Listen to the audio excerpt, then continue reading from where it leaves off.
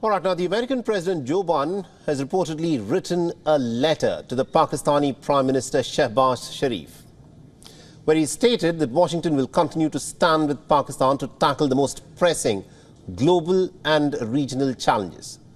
And this also marks Biden's very first official communication with any Pakistani Prime Minister in many years.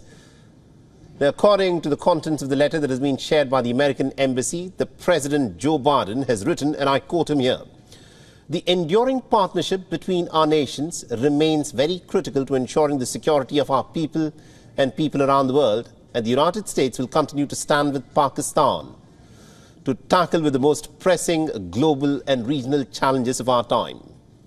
Now remember, Joe Biden is of course in his final years of the presidency and he's hoping to get re-elected later in the month of November this year. And what is interesting is that Joe Biden has broken with tradition by not engaging at all with any of the prime ministers in Pakistan during his tenure.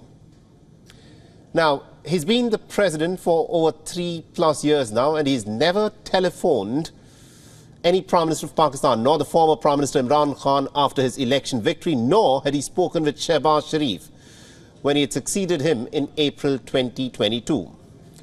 Now, earlier in the month, the American ambassador to Pakistan, Donald Bloom, had expressed hope that the Biden administration will work with the newly elected government to build stronger bilateral ties.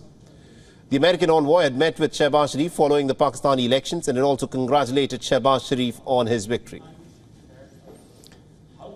And to try and decode this interesting letter that's been written by the American president to the Pakistani Prime Minister, we're being joined by our Pakistan Bureau Chief Anas Malik, who is joining us live from Islamabad.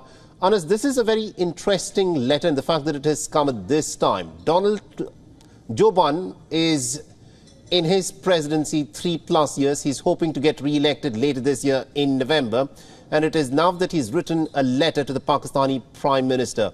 Give us a sense of how Islamabad is, of course, looking at this letter that's been written by the American president 3 years into his presidency.